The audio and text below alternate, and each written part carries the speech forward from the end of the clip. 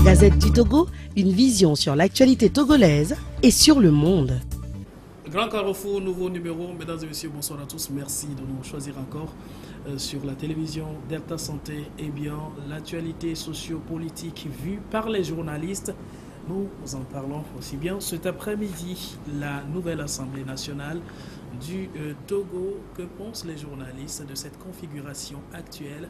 Quelle marge de manœuvre à cette Assemblée pour véritablement se prononcer sur les grandes décisions devant aboutir au développement du pays? L'essentiel du débat de cet après-midi aussi sur le continent, l'actualité au Gabon et l'acquittement de l'ancien chef d'État ivoirien Laurent Gbagbo. Voilà les trois sujets fondamentaux qui feront l'objet de la discussion de ce rendez-vous grand Carrefour de cet après-midi.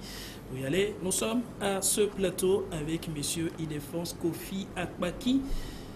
Il est donc le directeur de publication du site en ligne La Gazette du Togo. Monsieur Akpaki, bonsoir et merci d'être à ce plateau avec nous. Bonsoir chers confrères, bonsoir à tous ceux qui nous suivent. Nous avons également monsieur Tété Credo, le directeur de publication du journal Le Médium. Tété, bonsoir et merci d'être à ce plateau. Bonsoir, c'est un plaisir. Je le disais tantôt, monsieur Ildefonse Akpaki, aujourd'hui, l'Assemblée nationale togolaise a pris place, quoi qu'on dise, sans la C14. D'entrée de jeu, vous, quelle analyse faites-vous de ce retirement ou alors de ce qu'on peut appeler le boycott de la C14 qui a laissé place aujourd'hui à une configuration d'Assemblée nationale à laquelle nous assistons? Je suis un tout petit peu embarrassé de répondre à la question, mais je dirais qu'en tant que citoyen, ce que moi-même j'ai vu et j'ai vécu personnellement le 20 décembre, je l'ai toujours qualifié de scrutin scandale. En tant que journaliste, je l'ai perçu comme ça. Parce que du début jusqu'à la fin, je crois que les choses n'ont pas été comme cela se devait. Il y a eu scrutin, oui ou non? Sur un plan purement normal, il y a eu quelque chose qu'on peut appeler scrutin. Il y a eu scrutin. Mais c'est un scandale. Non, je le dis parce que je reviens un tout petit peu sur quelques points très importants. D'abord, lorsque nous nous référons au code électoral, je crois que certains articles ont été purement et simplement violés. Lorsqu'on se rabat sur la feuille de route de la CEDEAO, il faut aussi dire que les choses n'ont pas été comme cela se devait, parce que les points inscrits à l'ordre du jour, où il faut avoir une parité, une inclusivité pour ce qui est de ceux-là qui doivent normalement piloter, la chose n'a pas été. La question de parité, vous le savez, ne fait pas partie du code électoral du pays. Ça, c'est juste un ajustement pour juguler la crise. Vous savez que même dans un pays où il y a ce que vous appelez crise politique, des fois, il arrive que les accords et certains principes nés des discussions entre les acteurs priment quelquefois sur la Constitution, même sur certaines lois qui régissent l'État. Ici, on a dit que le Togo traverse une crise et on a réuni certains acteurs clés autour de la table. Ils ont pris langue ensemble et il y a eu un arbitre qui a dit, lorsque on est dans cette situation-là, il faut qu'on se parle. Et on a parlé à un moment donné. Si aujourd'hui on se rend compte que ça n'a pas été un dialogue, mais un monologue, parce que tout ce qui a été dit n'a pas été mis en application, il est assorti dans la feuille de route à travers les travaux du comité de suivi qui devait avoir une CENI inclusive et paritaire. C'est un accord. Est-ce que cela a été pris en compte? Je l'ai vu avec un œil de journaliste et voilà pourquoi je me dis que ça a été... N'oubliez pas que la C14 avait l'opportunité de prendre part à cette CENI. Vous savez, j'ai fait allusion tout à l'heure à des lois qui régissent les élections au Togo. Si vous prenez l'article 12 du code électoral, cet article dit qu'il faut avoir 17 membres pour constituer une CENI digne de ce nom. Mais la grande question est de savoir, est-ce que ceux qui ont piloté cette élection-là étaient au nombre de 17? Non. Alors, l'article 14 dit, lorsque ces gens-là se nomment et ils passent devant l'Assemblée nationale, l'Assemblée nationale fait quoi? Oui, je suis d'accord, ils sont nommés, mais ce qui dérange un tout petit peu, c'est que cette décision de l'Assemblée nationale doit passer par ce que nous appelons le journal officiel, pour que cette décision de l'Assemblée nationale soit établie comme une loi régissant la République. Vous allez le voir dans l'article 14. Et la loi dit, en situation d'urgence, parce qu'il y a nécessité. Est-ce que tout cela a été respecté? Non. Mais vérifiez les lois. Et ça, c'est le code électoral qui le dit. Maintenant, la feuille de route. Revenons maintenant à la parité et à l'inclusivité. C'est un scandale. Un scandale. À qui la faute? La C14 avait l'opportunité de siéger à la CENI et qu'elle a refusé à la dernière minute. Oui, je ne vais pas jouer à l'avocat du diable en défendant la C14, mais en tant que journaliste et de surcroît patron de presse, j'ai pu décrypter tout ce que nous avons, tant du côté des lois qui régissent l'État togolais, que ce que l'arbitre ou les arbitres sont venus apporter. Et je me rends compte que malgré tout cela, on a foncé tout droit dans le mur et nous avons ce que nous avons aujourd'hui. Credo Tété, eh bien, Ile-de-France parle aujourd'hui d'un scandale électoral, en fait. Si je résume bien. Non, mais je l'assume. Le scandale électoral. Vous, comment comprenez-vous aujourd'hui, eh bien, le 20 décembre dernier? Non, pour moi, le 20 décembre, le processus électoral qui a été enclenché s'est bien concrétisé et le peuple togolais a eu cette opportunité d'aller dans les urnes et puis de choisir les nouveaux députés. J'ai bien écouté, j'ai bien suivi mon confrère Ile-de-France, mais moi je ne me situe pas dans la logique de scandale parce que le processus électoral, c'est vrai, à un certain moment il y a une crise, mais la crise ne supplante pas les élections parce qu'il faille renouveler les parlementaires. Donc il fallait aller, et la feuille de route de la CEDEAO aussi l'a dit, que nous devons aller aux urnes le 20 décembre. Et il nous en souvient également que des efforts ont été faits aussi bien par les facilitateurs que par la partie gouvernementale jusqu'à faire tordre le cou à un certain moment à des lois de la République concernant la parité. La C14 a fait pression et la C14 a obtenu avoir 8 membres, aussi bien avec sa société civile que les acteurs politiques au sein de cette CENI. Cela leur a été accordé, mais délibérément, ils ont refusé. Ils n'ont pas exploité à la dernière minute. Oui, ils ont refusé de prêter serment devant la Cour constitutionnelle. Et je crois que cela est dit, notamment par cet article 14 du Code électoral dont il a fait allusion. Parce qu'une fois que vous êtes nommé ou bien élu par l'Assemblée pour siéger du côté de la CENI, vous devez obligatoirement prêter serment devant la Cour constitutionnelle avant d'entrer en fonction. Nous avons vu, la Cour constitutionnelle a pris cette disposition pour que ces commissaires de la CENI puissent prêter serment et les renvoyer à leurs obligations. Mais la C14, je ne peux pas, je ne les comprends pas, je ne sais pas ce sur quoi ils ont compté, ils ont boycotté. Et ils n'ont pas donné le quitus, le mandat à leurs représentants d'aller siéger au niveau de la CENI. Donc là, on ne peut pas dire que c'est la partie gouvernementale ou bien c'est le parti au pouvoir qui les a empêchés parce que toutes les dispositions ont été prises.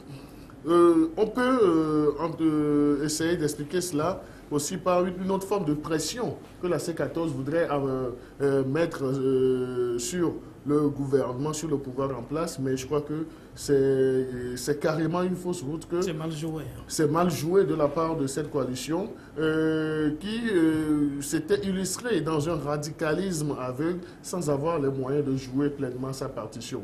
Et la somme, c'est la tenue effective de ces élections. Il nous en souvient également que les responsables de la coalition ont dit sur les médias, ont dit dans un premier temps, ils ont appelé leurs militants à ne pas se faire recenser pendant les 2 phases de recensement. Et après, le bonus obtenu du côté de Conakry, ils se sont encore entêtés à appeler leurs militants à se faire recenser. Donc ça, ce n'est ni la faute au gouvernement, ce n'est ni la faute au processus en tant que déroulé. Donc ils ont choisi de boycotter le processus de recensement. Et là, ils sont conséquents. Le fait d'appeler au boycott même de ce processus, donc je crois que c'est la conséquence du non-recensement. Même si par après, Mme Adjamagbo, qui est la coordonnatrice de cette coalition, est niée que la C14 n'avait pas appelé au boycott. Mais là, sur ce point, je pense à une contradiction au sein de cette C14-là. Parce que pas plus tard que 48 heures, Maître Pévon, qui est l'un des responsables de cette coalition, a quant à lui reconnu que en fait, la C14 a boycotté les élections avec cette nuance pour dire qu'ils ont été poussés à ce boycott. Donc au moins, on peut donner un peu de crédit aux propos de Maître Pévon que à Mme Adjamagbo qui a menti sur toute la ligne. Même si on ne dit pas à une grande personne qu'elle a menti, mais je dis Mme Adjamagbo a fait économie de la vérité parce qu'elle n'a pas su assumer son échec politique. Et le second point que je vais énumérer, c'est nous avons également vu Mme Adjamagbo et ses pairs de la C14 promettre monts et vallées à leurs militants, comme quoi ils vont mettre tous les moyens à leur disposition pour empêcher la tenue effective des élections. On a vu qu'ils ont tenté de faire quelques perturbations, quelques animations de perturbations pendant la campagne électorale, mais l'article 129 du Code électoral, donc je crois que lorsque les médias ont commencé par parler de cet article 129, ça leur a rappelé qu'en fait, ils sont en train d'aller droit dans le mur. Et même si, à un certain moment, ils ont essayé de se dédouaner par des acteurs de la société civile acquis à leur cause, notamment en invoquant l'article 67 du même code électoral, avec une interprétation assez partisane, erronée et plus maladroite. Donc ils ont compris finalement qu'en fait, ils n'ont pas les outils nécessaires pour empêcher ce processus électoral d'aller à son terme. Et nous avons vu que le 20 décembre, les populations togolaises sont sorties, même si on en a remarqué une timidité dans les premières heures de ce processus-là. Les Togolais sont sortis, et il faut le dire, les Togolais ne sont pas assimilables uniquement aux militants de la C14. Pour vous, il n'y a pas eu de scandale électoral? Non, mais moi, ça c'est un vocabulaire propre à Ildefonse Akpaki, mais moi je dis, j'ai constaté que les Togolais sont sortis. Le processus s'est bien déroulé et les élections ont eu lieu, les législatives ont eu lieu, comme quoi nous avons aujourd'hui des députés aussi bien du parti au pouvoir que de l'opposition et des centristes au Parlement. Des députés aujourd'hui, cette configuration de l'Assemblée sur laquelle nous allons quand même revenir, M. Ildefonse, est-ce que vous avez compris la stratégie de la C14? Je voudrais, avant de répondre à votre question, revenir sur 2 ou 3 points. Alors, lorsque nous sommes en crise, nous sommes 2 partis en crise, nous essayons de nous comprendre, on nous met autour de la table et on vous dit il faut que vous participez à une élection dont les travaux ont déjà commencé. Et on vous dit de rattraper. Vous devez déposer les noms le 30 octobre, alors que le processus est déjà enclenché. Vous déposez les noms le 30 octobre. On sait que pour adhérer à cette institution-là, celle-là, elle a des dénombrements, des démembrements. Lorsque vous adhérez à la première instance, la CENI et les CENI, alors qu'un calendrier avait été préétabli, vous voulez que nous vous suivons. C'est comme ces 2 femmes-là. J'ai cette image-là que j'ai essayé de présenter, 2 femmes qui se battent pour un mari, et puis une personne âgée vient et vous dit: mais écoutez, soyez 2 dans la cuisine pour cuisiner pour votre mari. Et puis il y a une qui rentre dans la cuisine, qui ferme la cuisine, et au bout de quelques minutes sort sa tête par la fenêtre. Elle n'ouvre même pas la porte, par la fenêtre, et vous dit: mais viens, rentre, je vais t'ouvrir, et puis ce que j'ai préparé, on va manger ensemble, nous sommes en Afrique. attention, je ne peux pas manger. Alors, je donne cette idée pour vous rappeler que je ne dirais pas, parce que moi je ne suis pas un acteur politique, je ne dirais pas que les dés étaient déjà pipés lorsque déjà le 30, vous demandez aux gens d'adhérer à une institution et déjà le premier, les travaux commencent. Alors que cette institution-là, des démembrements, ou ceux que vous avez appelés de vous suivre, doivent mettre leurs membres dans cette...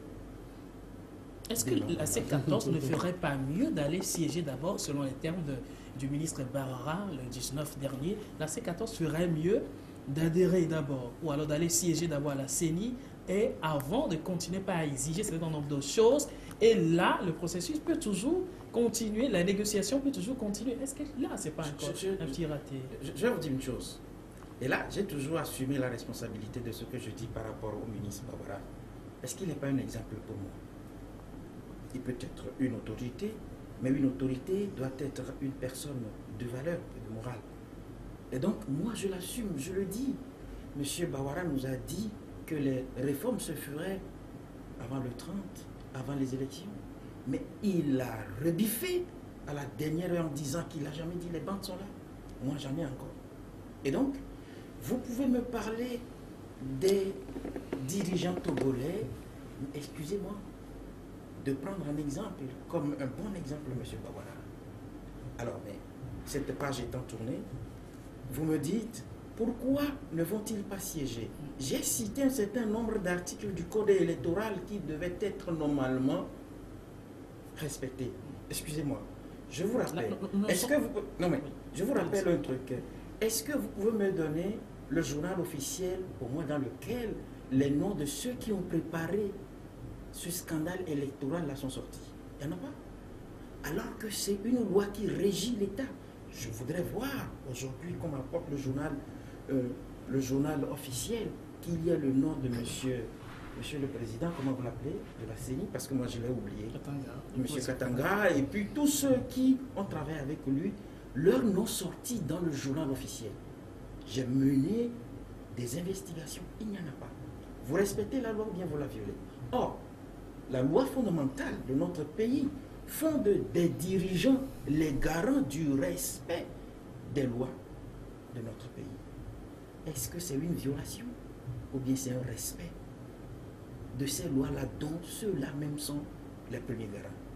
Mais c'est de cela qu'il est question, parce que moi je suis journaliste, je ne joue pas ou je ne surfe pas sur des informations que je reçois, mais devant une situation, je m'interroge, qu'est-ce que la loi dit? Et quand vous m'avez invité, je dis, mais attends, il faut que je retourne un tout petit peu là, voir ce que moi j'ai pu analyser, recueillir comme info. Et je dis aujourd'hui, je martèle que c'est un scandale électoral. On me dira aujourd'hui, comme mon ami Credo a dit, le peuple, quel peuple?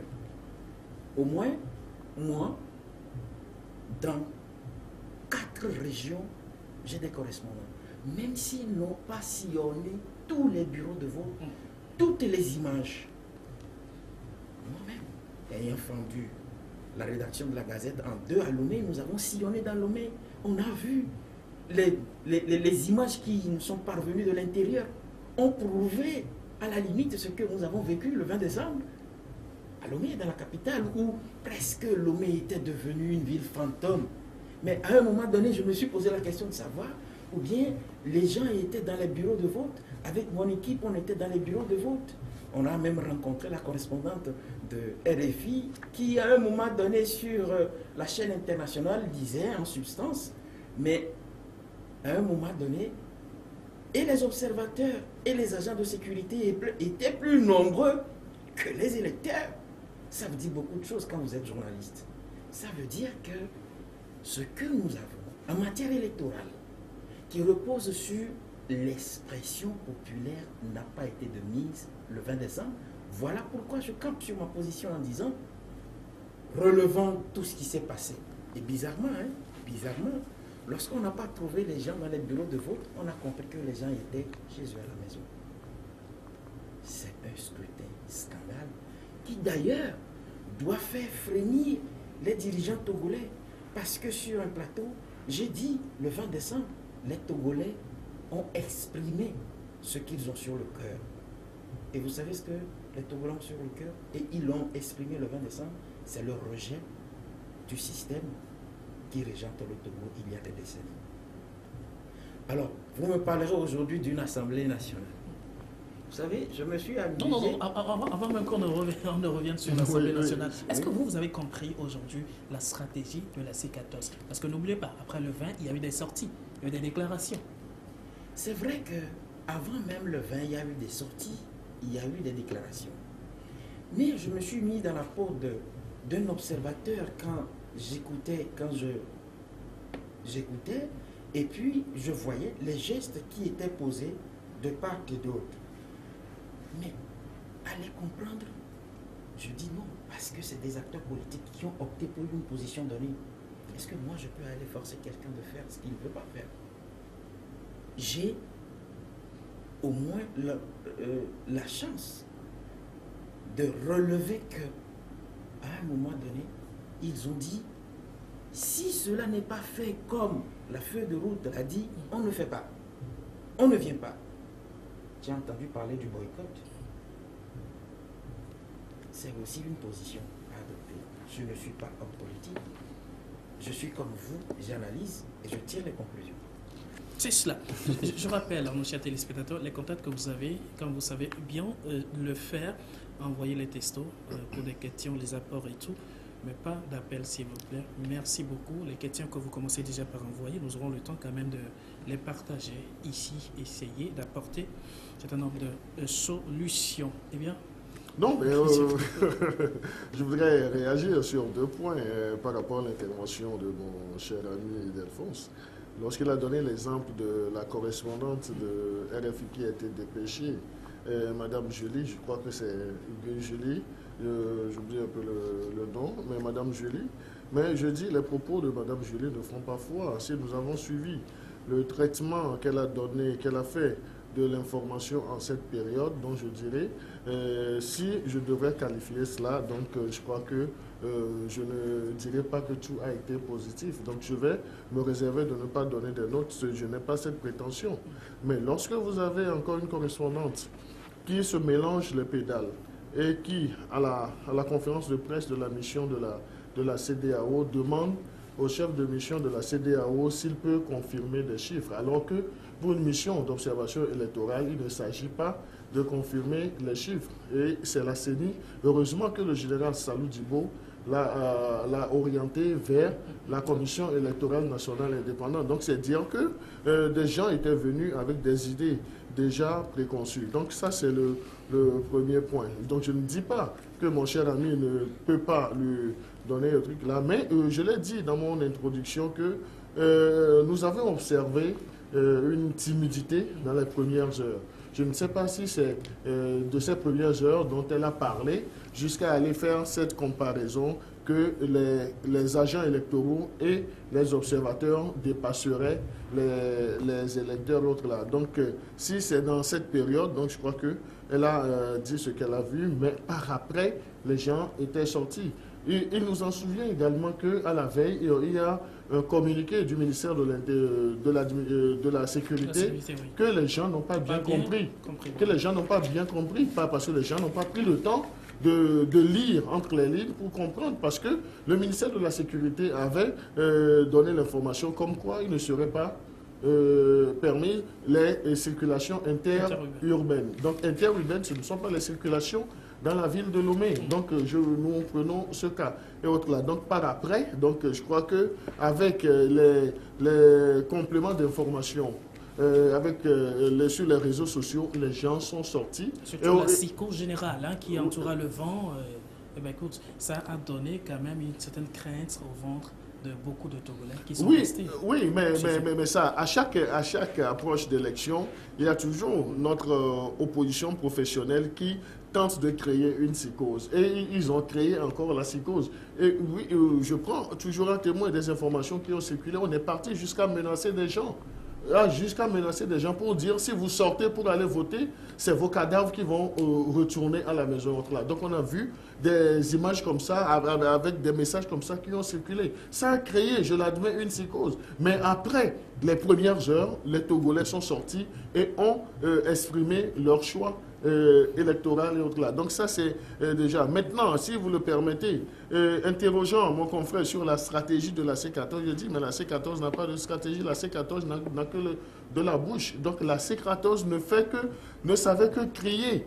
La C14 ne savait que crier. Et la C14 devait rester dans cette logique parce que n'ayant pas des électeurs dans le corps électoral, n'ayant pas de candidat, donc elle s'était inscrite dans la logique de foutre le bordel, et c'est ça qu'ils ont foutu. Mais malheureusement, cette C14 ne s'est jamais préparée à assumer ses responsabilités. Et pour terminer, mon cher ami a parlé de l'article 12, de l'article 14 du Code électoral.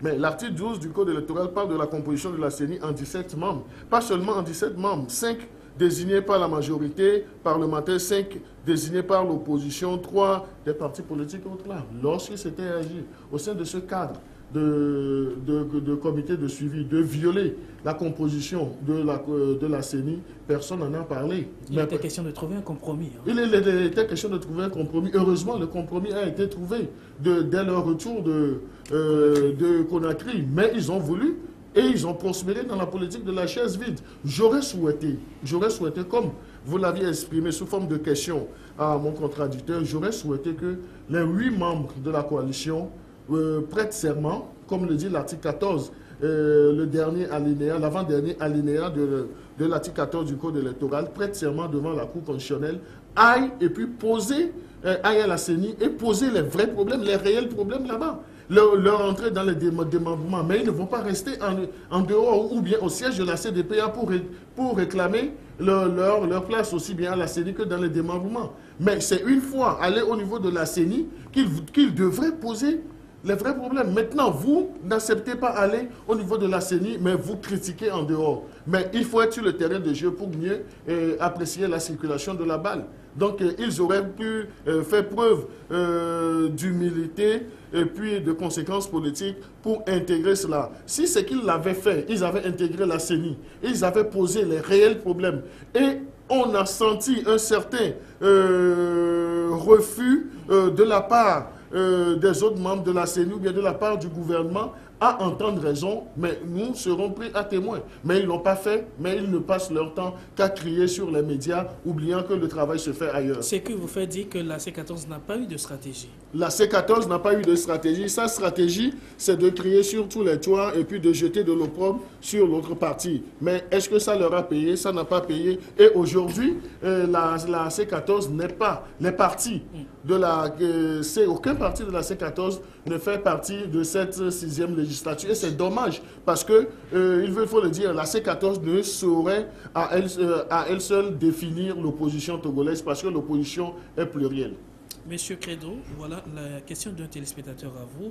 Est-ce que vous ne pensez pas que c'est le compromis ou alors l'arrangement entre le RPT UNIR et l'UFC qui a empêché aujourd'hui la C14 de prendre part à ce scrutin et de siéger à l'Assemblée nationale? Ça, c'est un téléspectateur qui le pose. Non, mais moi, dans notre contexte aujourd'hui, donc on parle beaucoup plus de UNIR. Donc on ne parle pas de RPT UNIR parce que moi, je connais UNIR. J'ai connu RPT par le passé. Donc ça, c'est une précision. Parce qu'avant, il y avait un accord entre le RPT et l'UFC. Et l'accord, ce qui devrait être fait, tout le schéma n'a pas été tellement déroulé autre là. Mais ça a permis l'apaisement dans notre pays. Maintenant, est-ce qu'on peut parler d'un accord entre UNIR et UFC? Non, s'il y avait un accord entre UNIR et l'UFC ne se retrouverait pas aujourd'hui avec 7 sièges. Peut-être que l'accord voudrait donner plus de sièges à l'UFC. Mais l'accord qui a été signé entre Gilles Christ et puis Faure avant la naissance de... avant ces soubresauts politiques et autres, là, nous avons vu, même si on peut reprocher des choses à cet accord, mais cet accord a permis à un certain moment qu'il y ait le calme et que les esprits puissent se libérer. C'est cela. Il défonce. Non, mais c'est ça. Sa dernière intervention m'a fait sourire parce que j'ai toujours dit que le RPT n'a jamais changé. les mêmes hommes, la même méthode, le même procédé. Non, mais je parle de la dénomination. Donc aujourd'hui, est-ce que vous pensez, vous, qu'on puisse encore parler de RPT uni? Mais moi je dis, le RPT a vécu, mais c'est uni parce qu'on a trouvé, on a fait la métamorphose. Donc aujourd'hui, moi je serais plus à l'aise de parler de uni que d'abuser le langage pour parler de RPT uni que moi je ne connais pas. La question ne se pose pas à ce niveau. Ça dépend non, du moment où il a de la peine, du mal et autres là-dedans, je peux contribuer à ce qu'il puisse mieux comprendre. Ok, j'ai compris et je me dis, allons-y. Alors, mais allons-y, c'est le slogan du Parti uni pour les législatives. Ah bon? Ah ouais, non, mais merci de l'avoir épousé. Mais allons-y, allons-y. Donc aujourd'hui, nous avons la 6e législature. Allons-y. Allons-y au débat. Continuons le débat. Merci pour le complément. Continuons le débat. Alors, lorsque vous parlez un tout petit peu de psychose le 20 décembre, lorsque vous parlez du communiqué du ministre, vous savez, j'ai une conscience fragile. On peut parler du communiqué du ministre, parce que ce n'est pas la première fois que les Togolais sont appelés à aller faire valoir leurs droits civiques. Ne me parlez pas de psychose, parce que la même scène qui est produite toutes les fois qu'on doit aller aux élections, c'est ce que nous avons vu. Mais le 20 décembre, ce qui a beaucoup plus semé de psychose, c'est cette présence militaire où, en tout cas, je ne sais pas pourquoi on a fait déployer sur toute l'étendue du territoire. Le contexte n'était plus le même. Hein. On a l'habitude d'aller aux urnes, mais pas toujours dans ce même contexte. Où les menaces sont, comment dirais-je, oui, pour les menaces sont proférées par la C14. Les réseaux sociaux. C'est pourquoi on a préféré militariser. Alors, vous n'avez pas vu que le fait même de vouloir militariser a participé quelque part. Et le ministre avait rassuré la population comme quoi les soldats ou alors les militaires sont des frères aux populations, il n'y a rien à faire, ils ne sont pas là pour battre qui que ce soit. C'est juste pour la sécurité de la population. Est-ce que la population a écouté, monsieur le ministre? Parce que dans son communiqué, il y avait une expression. Ceux qui ne doivent pas aller voter, ceux qui veulent l'empêcher, ils n'ont qu'à rester chez eux, mais force sera donnée à la loi, patati patata. Alors, dans ce communiqué-là, j'ai trouvé un petit résultat qui, aujourd'hui, m'égaye. En plus de ceux qui ne se sont pas fait recenser, il y a eu ceux-là qui, le ministre a dit, si vous n'avez pas envie d'aller, si vous voulez aller foutre du bordel, restez chez vous à la maison. Mais lorsque vous me dites que dans l'après-midi, les gens sont sortis parce que un communiqué du ministre a également, moi je vous dis que c'est plutôt le contraire. Dans l'après-midi, c'était encore le désert. Je vous dis, et je continue, pas dire que ça a été un scrutin scandale. Et je suis bien aguerri pour vous produire un certain nombre d'images pour vous dire que le Togolais ou les Togolais, dans leur grande majorité, ont parlé pour dire ce régime qui nous a rejetés pendant une 50aine d'années, nous n'en voulons pas. La preuve, vous avez vu le nombre de bulletins nuls qu'il y a eu pour ceux-là qui ont eu le courage d'aller faire valoir leurs droits civiques. Vous en avez vu. Mais rappelons que la correspondante de RFI n'a pas eu une idée noire derrière la tête quand elle faisait ses commentaires. Mais elle peut demander à une mission d'observation, avez-vous une idée sur le nombre? Parce que l'observation, telle que moi je l'ai vue là, moi j'ai vu un général qui n'arrivait même pas à parler, tout comme si on lui a, il était, excusez-moi, tout comme s'il était une, comment on appelle, ça c'est votre analyse. Hein, oui, mon analyse. Une marionnette là, qui disait en substance, et là ça fait rire la salle parce que j'étais à la conférence de presse. Région maritime, Noche, Tchevier, Kara, Balimé. Mais j'ai dit, mais tiens, dans la région maritime il y a Kara, dans la région maritime il y a Balimé. Mais c'est des incongruités auxquelles nous avons assisté. Et Moi, je me dis, j'ai voulu poser la question au cours d'une observation. Il y a 3 étapes. Il y a l'avant, parce que l'avant, il y a la campagne électorale. Ou bien, il y a pendant, et puis il y a un après. Pourquoi on s'est contenté sur le 20 décembre? Pas avant. Parce qu'il faut ouvrir la campagne. On a enregistré des morts. Est-ce que la CEDEAO en a parlé? Est-ce que cette mission d'observation en a parlé jusqu'aujourd'hui? La mission était là juste pour le scrutin. Non. La CEDEAO a été toujours présente. Là, et pour faire, oui, mais je vous dis, au cours d'une élection, nous avons 3 étapes très importantes. Même s'il faut faire.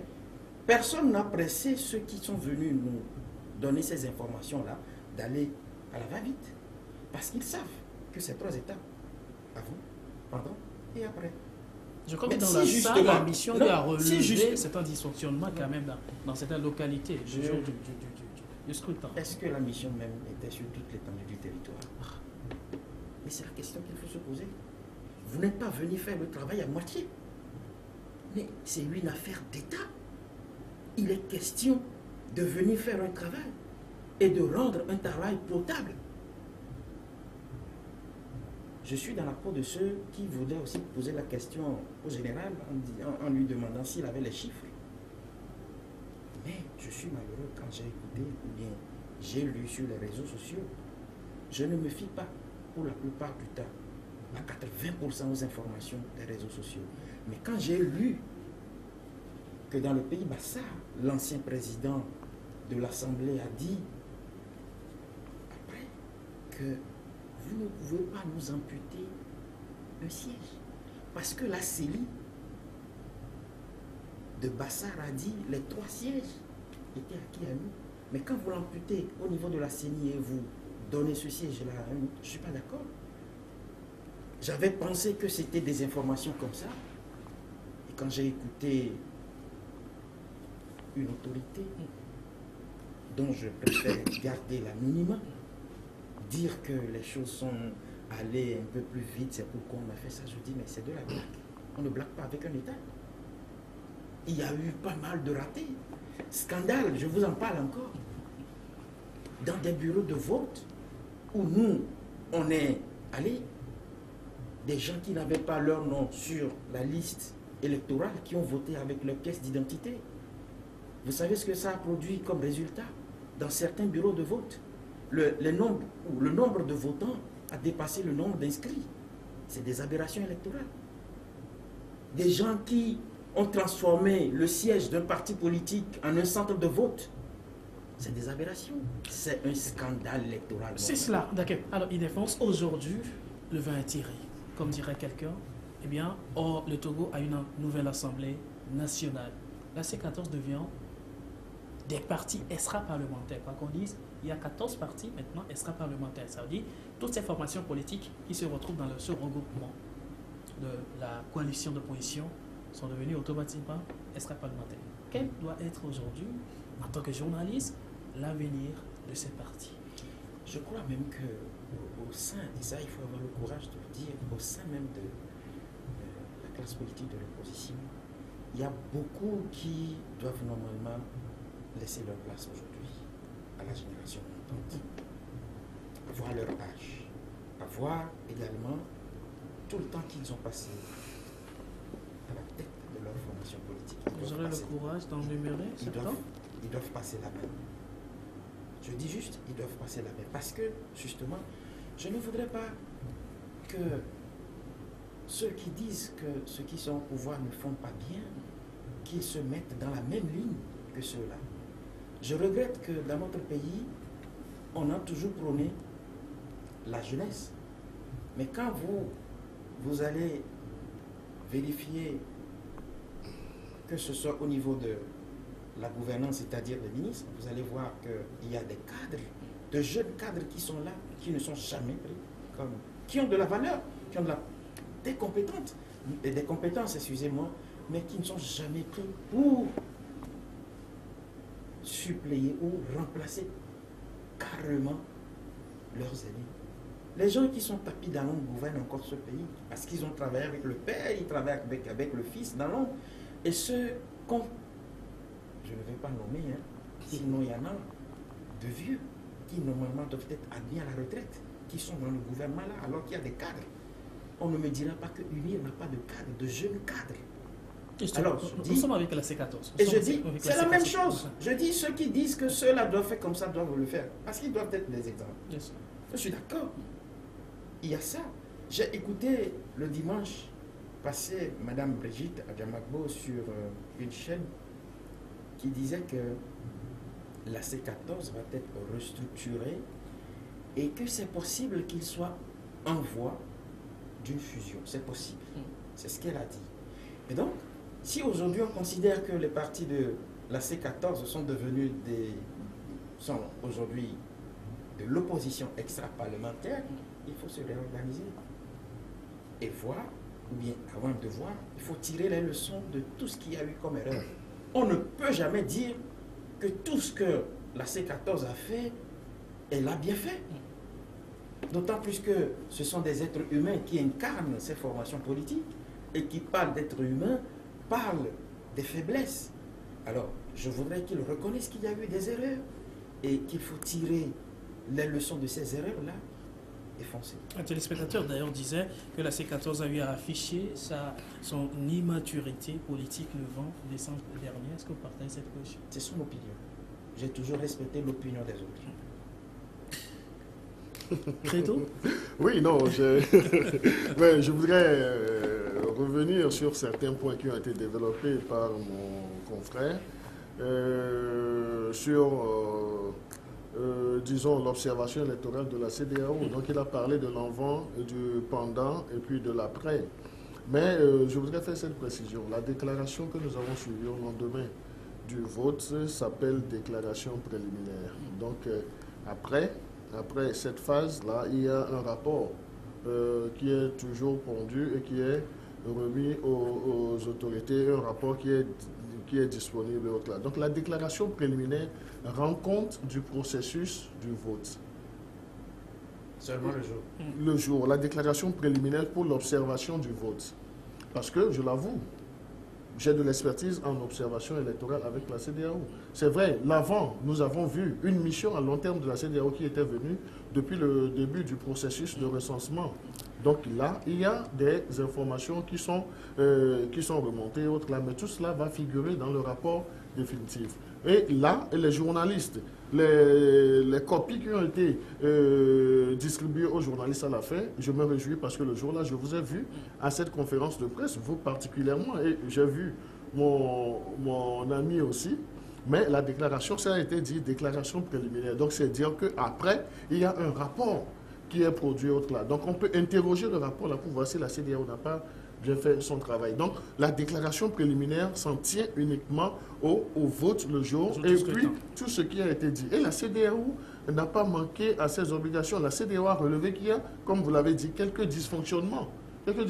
Maintenant, la question de certains confrères, c'était pour aller beaucoup plus en détail, mais le détail sera contenu dans le rapport là et on peut interroger la division assistance électorale de la CEDEAO, on peut interroger ce rapport. Même le représentant du président de la commission de la CEDEAO, Dr Gagba Lampo, il est là, il est ouvert. Donc là, en tant que journaliste, nous pouvons nous approcher de lui pour voir s'il va refuser ou non de nous donner ce rapport, si ce rapport est déjà finalisé. Donc ça, c'est la première précision que je voudrais faire, tout en disant, comme il l'a dit, que dans tout processus électoral, il y a l'avant, le pendant et puis l'après. Et au cours de cette conférence de presse même, de présentation de déclaration, le chef de mission a dit qu'il y a même les experts qui sont, les experts électoraux qui étaient au niveau de la CENI vont rester jusqu'au 31 décembre. Il l'a dit, ils vont suivre tout le processus et autres là. Donc, c'est dire qu'il y a cette possibilité de rentrer en possession de ce rapport et on peut faire des observations là-dessus et autres là. Mais je voudrais revenir un peu sur la question. Moi, le jour où j'étais peiné de voir une correspondante de RFI qui a été dépêchée de Paris se mettre dans la peau d'un militant politique. Qu'est-ce que vous appelez par militant politique? D'un militant politique, parce que j'étais dans la salle, sa façon de poser la question Et puis, je crois qu'elle n'a pas compris même le rôle d'une mission d'observation, parce que la question qui devait être posée à la CENI, donc elle posait cela et autres là. Donc je ne savais pas l'idée qu'elle avait derrière la tête. Mais heureusement que le chef de mission d'observation électorale de la CEDEAO, le général Salou Djibo, l'a remis à sa place pour lui dire non, que votre question trouvera une réponse auprès de la CENI, parce qu'elle a posé une question piège au chef de mission. Avec quelle intention? Donc c'est elle seule qui peut nous éclairer là-dessus. Maintenant, après le vote effectif du 20 décembre, mais la C14, comme vous l'avez dit,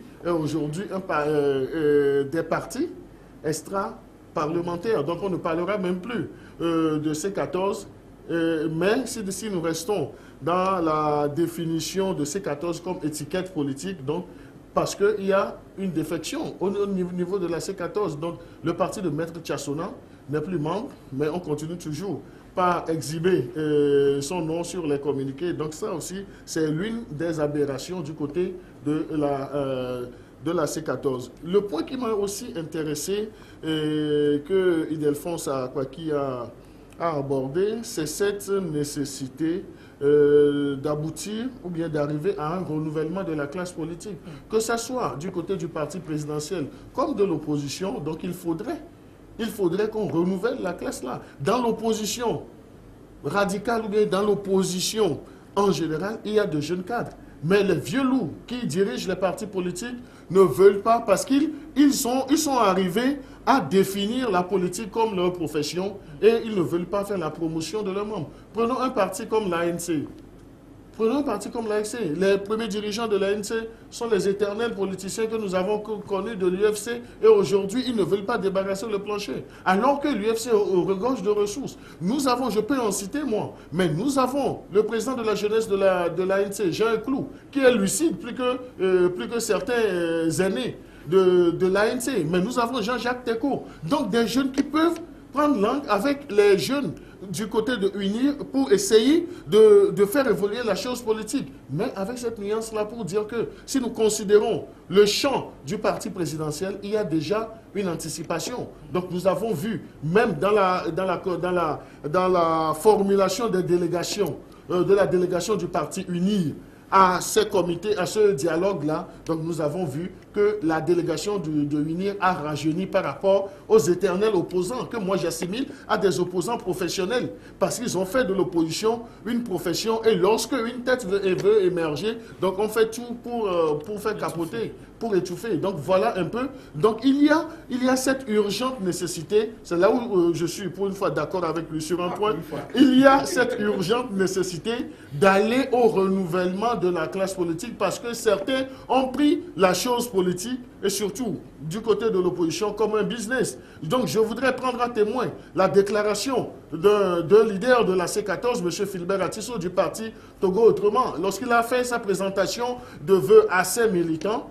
Non seulement il a relevé les insuffisances, selon lui, de ce processus électoral, mais il a insisté également sur le comportement de ces pairs de l'opposition. Et là, il a sorti une trilogie. L'intégrité, la dignité et puis l'honnêteté. Et il a dit que ça manque du côté de la C14 et que lui, il le dit, il prend son courage à deux mains. Parce qu'on ne peut pas avoir des opposants professionnels qui disent autre chose à leurs militants, qu'ils assimilent au peuple togolais tout entier, et dans les coulisses, dans les résidences, on voit que c'est autre chose qu'ils font. Donc on ne peut pas continuer sur cette lancée. Il a eu ce courage-là. Et je ne sais pas, je prie pour que le traitement qui a été réservé à Maître Tchassona Traoré, lorsqu'il a appelé, lorsque, de retour de Conakry, on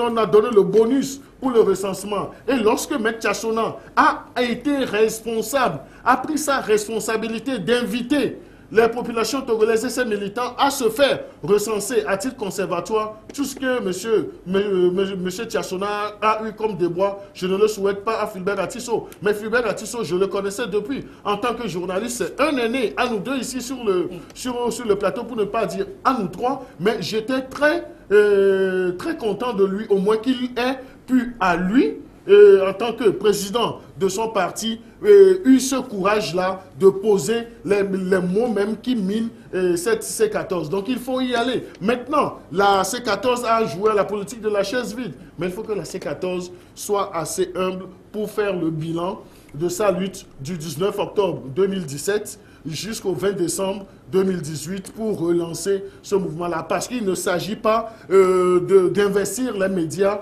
pour être toujours dans cette stratégie de galvanisation, de mobilisation des militants, parce qu'à un certain moment, ça revient à ce que moi j'appelle en griffe le marketing politique. Et le marketing politique, lorsque vous ne savez pas le faire, vous allez perdre. Merci Credo. Alors aujourd'hui, il s'agit de voir l'avenir de la C14 dans le débat politique togolais.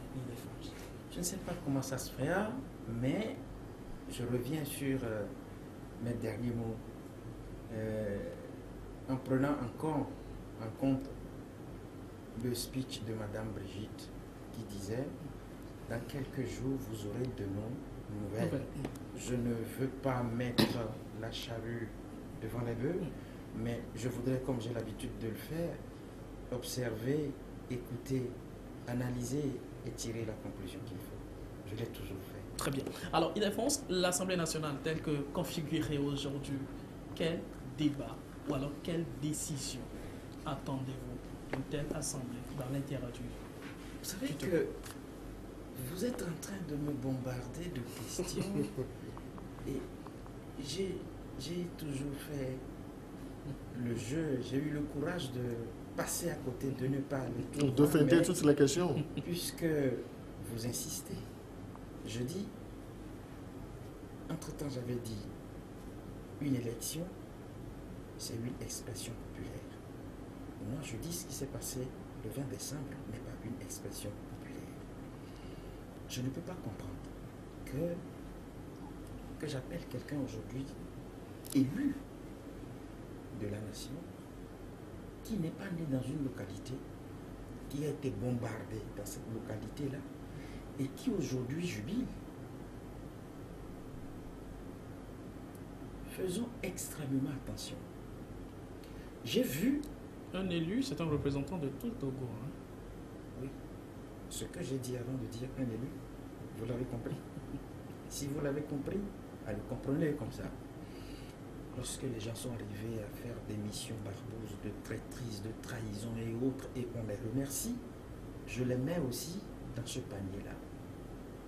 J'avais souligné tout à l'heure un cas de Bassar.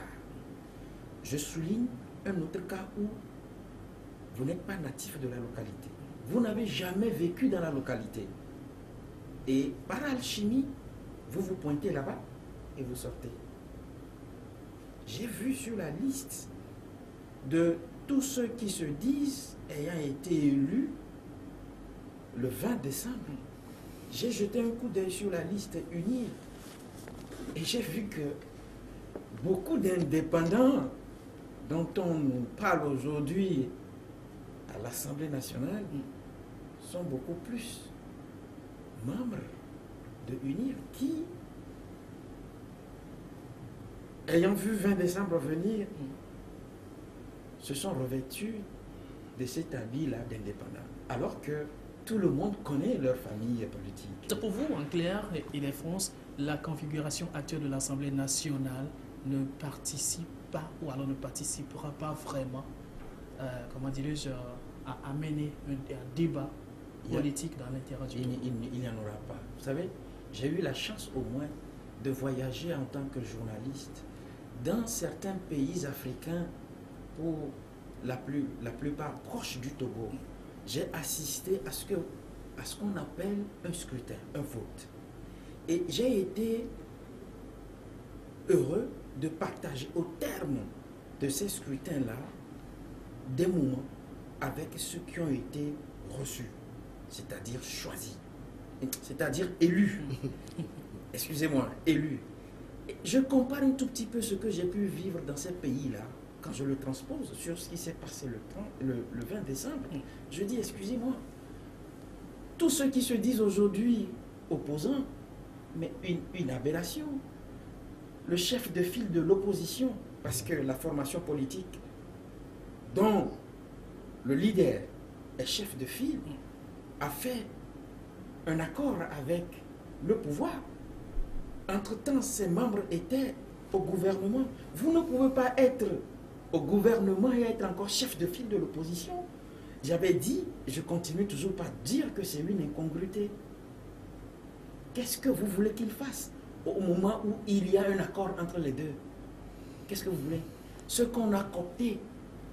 Au fait, c'est juste... Nous n'avons pas encore attendu s'il y aura un congrès de l'UFC ou pas pour que Gilles-Christ Olympio cède la place à quelqu'un d'autre pour être chef de file. Vous avez lu la loi portant statut de l'opposition, c'est ça. C'est tacite. Maintenant, on le change, comme vous le dites. Entre-temps, il avait annoncé sa retraite. Il se retirait, voilà. Sa retraite politique, mais il avait encore parlé il y a quelques mois. Attendons encore de voir. Ok. Et donc, je vous dis que tout ce qui s'est passé, ce que nous appelons aujourd'hui Assemblée nationale, c'est pour légitimer un truc qui donnerait un pouvoir à vie au chef d'État actuel. Parce que c'est ce qui a fait que nombre de fois les projets de loi, les propositions de loi, surtout allant dans le sens de revoir notre constitution, n'a pas pu marcher. On veut instaurer au Togo une monarchie présidentielle. Vous le dites. Non, mais attendez, vous allez voir avec ce que vous appelez Assemblée nationale. Alors, selon vous, la configuration actuelle de l'Assemblée nationale n'arrange en rien la politique togolaise. Je vous rappelle encore un peu, en fait. Il y a des formations politiques qui, aujourd'hui, se disent de l'opposition, parce qu'il a si bien précisé aujourd'hui qu'il y a des oppositions qui disaient nous sommes contre ce que le régime est en train de faire. Mais on a appelé leurs militants à aller voter pour celui-là. C'est de l'incongruité pure et simple. Les faits sont là, têtus. Merci, Ildefonse. Alors, Credo, l'Assemblée nationale, avec une grande majorité d'unir aujourd'hui, est-ce que les débats politiques peuvent être véritablement en bon point? Non, le débat aura lieu parce que l'Assemblée est plurielle, donc l'Assemblée n'est pas monocolore. Donc nous avons, en plus des 59 députés de UNIR, donc nous avons des députés du mouvement du MPDD, de l'ancien Premier ministre Agbome Kodjo, qui est aujourd'hui de l'opposition. Nous avons M. Abbas Kaboa de l'opposition. Nous avons M. Djeri Taman du NET, dont mon cher ami a fait allusion sans avoir eu le courage de le dire. Non, mais on s'est lié entre les lits. Et là, vous permettez que je fasse ce truc-là. Pour être élu député, donc il n'est pas dit que vous devez être obligatoirement de la zone, mais lorsque vous avez une base assez solide dans cette zone, vous pouvez être élu. Donc ça, c'est la nuance que je voudrais... pour être élu député dans une zone, donc cela ne voudrait pas dire que vous devez être natif de cette zone. Donc ce n'est pas une équation cartésienne. Mais lorsque vous êtes mieux implanté là-bas, vous pensez et vous avez les preuves, ou bien vous avez, disons, tous les arguments que vous avez une implantation assez formidable là-bas, vous pouvez, la maîtrise du milieu, vous pouvez vous faire élire député autre là. Donc il ne faudrait pas qu'on jette de l'anathème, qu'on prête des intentions aux gens et autres là. Mais aujourd'hui, nous avons des députés, nous avons une 6e législature, accordons-leur le bénéfice du doute. Je comprends un peu, mon cher ami Ildefonse, parce qu'il aurait souhaité qu'il y ait certains partis de l'opposition ou bien certains responsables politiques toujours du côté de l'Assemblée nationale. Malheureusement, ces personnes ont choisi de ne pas rentrer dans la course. Donc cela ne voudrait pas dire qu'on doit faire le procès à ceux qui sont aujourd'hui au niveau de l'Assemblée. Moi, je leur souhaite tout le bonheur et également surtout le succès dans cette législature, parce que ce qui les attend aujourd'hui, c'est d'acter la question des réformes constitutionnelles et institutionnelles. Donc c'est là où nous les attendons beaucoup plus. Donc ils doivent prendre des lois qui puissent, disons, assainir et essayer de donner du stimulus pour l'environnement socio-économique. Donc voilà, nous les attendons sur le terrain et nous pouvons que leur souhaiter bonne chance. Donc ils n'ont qu'à réussir dans leur mission et pour essayer de dire au peuple togolais que si les autres n'ont pas pu faire les réformes, nous avons fait les réformes, voilà, nous avons fait les réformes comme comme le veut le peuple togolais. Parce que, je le dis et je le répète, la C14 ne saurait se substituer à l'opposition. Elle n'a pas la science infuse. La C14 a montré ses limites. La C14 est aujourd'hui dans une situation assez inconfortable, mais c'est la conséquence de la myopie politique qui a amené la C14 à ce point. Selon vous? Selon moi, je l'assume. Merci. Alors, je rappelle à nos chers téléspectateurs, c'est vrai, vous avez été nombreux à envoyer des questions, mais la plupart de ces questions s'adressent beaucoup plus aux acteurs politiques, des journalistes qui sont sur ce plateau, analysent tout simplement les sujets, analysent tout simplement l'actualité. Nous aurons le temps quand même de faire venir encore sur ce plateau les acteurs clés même à qui nous aurons à poser ces questions pour des réponses. Désolé pour n'avoir pas apporté suffisamment de réponses. Merci beaucoup de nous suivre toujours. Mais sur le continent, un fait marquant l'actualité, eh bien, c'est l'acquittement de Laurent Gbagbo. Ça vous dit quelque chose, après 8 ans derrière les barreaux, qu'un chef d'État africain puisse être retrouvé aujourd'hui acquitté parce que sans preuve suffisante? Ça m'a fait trop mal. Je me rappelle que j'étais encore au groupe de presse, le matinal au Bénin, quand j'ai suivi en direct l'arrestation de M. Laurent Gbagbo. J'étais dans un immeuble avec une Ivoirienne qui avait fui. Et quand j'étais revenu à la maison, je l'ai appelé pour lui dire: Raymond, on a arrêté Gbagbo. Et c'est mis ensemble. Et par après, j'ai rencontré pas mal d'Ivoiriens. Mais l'analyse que j'ai faite à l'époque me conforte aujourd'hui dans ce que je vais dire. Tous étaient des pro-Gbagbo. C'est pourquoi j'ai compris qu'ils ont fui la Côte d'Ivoire. Mais si 8 ans après, ce qu'on reproche à Laurent Gbagbo, il est acquitté, mais ça fait mal. On s'est dit tout à l'heure, on ne peut jamais souhaiter la prison à son pire ennemi. Mais qu'est-ce qui s'est fait que dès l'entame de cette instruction, où il y a eu des procédures qui ont été viciées, des témoins qui ont posé des actes indicibles, des micros qui devaient être fermés ont été ouverts. Et puis, cette insuffisance aux plaignants d'apporter les preuves. Moi, j'ai été toujours très choqué lorsqu'on dit qu'il y a eu la guerre en Côte d'Ivoire et que c'est Laurent Gbagbo seul qui a été arrêté. Laurent Gbagbo a fait la guerre avec son peuple ou contre son peuple, ou bien Laurent Gbagbo et une autre faction. Non, le mot m'a échappé. Faction. Faction. Faction. Mais comment se fait-il que 8 ans après, il n'y a que lui seul qui a fait la prison? Et l'autre camp? Pourquoi aujourd'hui on parle d'un acquittement? Et moi j'ai écouté les 3 juges qui parlent de libération immédiate. Ils demandent une libération immédiate. Immédiate. Ça voudrait aussi dire que, tout en saluant Laurent Gbagbo pour le courage qu'il a eu, il faut relever que l'Occident a joué beaucoup, mais l'acquittement de Laurent Gbagbo et de Blé Goudé doit nous faire réfléchir sur ce que nous sommes, nous les Africains, pour que nous ne soyons plus manipulés par l'Occident. Vous pouvez me dire combien de pays en Afrique ont des fabriques d'armes et de munitions, vous pouvez me le dire? Or, c'est l'Afrique qui est le théâtre de tout ce que nous voyons là. Il faut qu'on se réveille. Je salue le camarade de Laurent Gbagbo. Merci. Alors, Credo, très rapidement, comment appréciez-vous aujourd'hui l'acquittement de Laurent Gbagbo? Est-ce une manière de prouver une fois encore l'échec de cette Cour pénale internationale?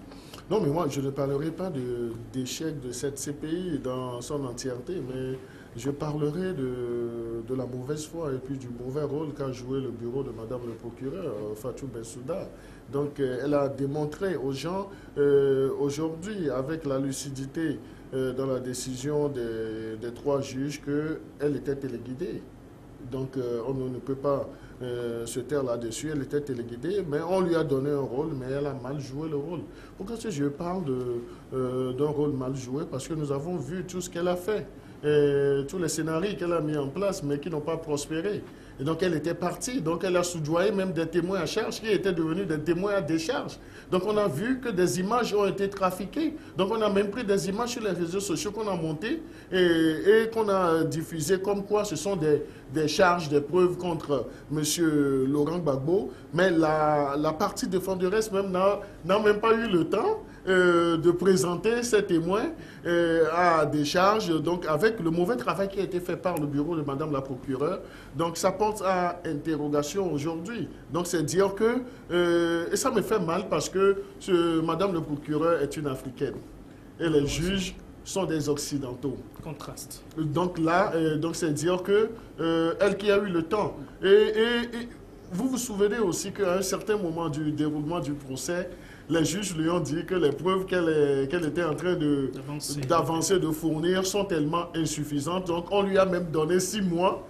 Donc elle est repartie sur le terrain. Mais dans son communiqué d'hier, après la décision des 3 juges, donc elle a dit non, que le travail continue. Donc je dis non, mais ça c'est insulter l'intelligence des Africains que nous sommes, de l'Africaine qu'elle est également. Donc elle fait la honte aujourd'hui de l'Afrique, parce qu'elle a cherché par tous les moyens à habiller une seule partie, M. Laurent Gbagbo, qui devrait être une victime même de la machination. Et en ce moment, nous avons vu le rôle que la France, sous coupole de M. Nicolas Sarkozy, a joué. Et nous avons vu comment, avec quelle célérité, la résolution 1807, je ne sais pas si j'ai encore bonne mémoire, a été prise. Et on a vu comment est-ce qu'on a arrêté Gbagbo comme un vulgaire bandit pour remettre à l'hôtel du Golfe le siège le QG de M. Alassane Ouattara. Donc c'est dire qu'à un certain moment, M. Laurent Gbagbo, soit ne servait plus les intérêts de certains réseaux occidentaux ou bien de certaines puissances occidentales. Donc on a décidé d'en découdre avec lui. Sinon, avec la rébellion que nous avons en Côte d'Ivoire, des gens ont réclamé la paternité de cette rébellion-là. Donc si on accuse aujourd'hui M. Gbagbo d'avoir commis des crimes contre l'humanité, ceux qui se sont affichés fièrement, avec cette fierté, comme parrain de cette rébellion, ce sont ces personnes qui sont tirées toujours à 4 épingles et autres là. Et l'une de ces personnes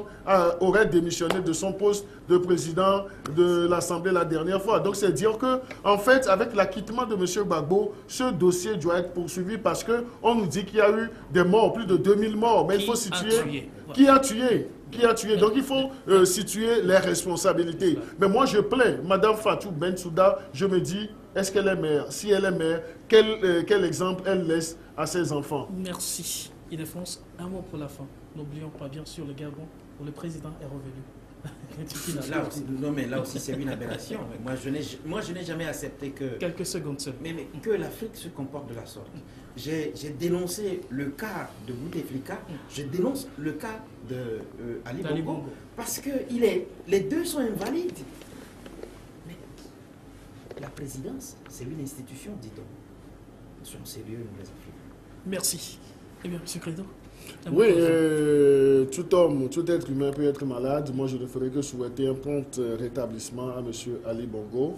Et s'il a le courage nécessaire, la force nécessaire de continuer par diriger le Gabon, bonne chance. Mais si en âme et conscience, il sait qu'il est si affaibli, qu'il débarrasse le plancher et permettre au Gabon d'avoir un nouveau développement. Donc à tout le peuple gabonais, donc je les transmets tous nos soutiens et prompt souhait de rétablissement à M. Ali Bongo. Nous devons lui souhaiter la santé que de prier pour que sa santé se dégrade. Merci Credo, Tété. Eh bien, vous êtes le directeur de publication du journal Le Médian. Merci d'avoir partagé ce temps avec nous. Je vous en prie. Merci à vous également, Ildefonse Akwaki. Ouais. Eh bien, merci d'avoir partagé ce temps avec nous. Ça a été toujours un plaisir. Vous êtes le directeur de publication du journal en ligne, La Gazette du Togo. Mesdames et messieurs, merci également d'avoir partagé ces temps avec nous. Restez toujours avec nous sur la radio-télévision d'État Santé. Nous aurons toujours l'actualité à décortiquer. À très bientôt. La Gazette du Togo, une vision sur l'actualité togolaise et sur le monde. Rejoignez-nous sur le www.lagazettedutogo.com. ou sur nos comptes Facebook, Twitter et YouTube. Pour tout contact, écrivez à contact@lagazettedutogo.com ou appelez le 92 80 88 53. La Gazette du Togo, c'est l'information en continu.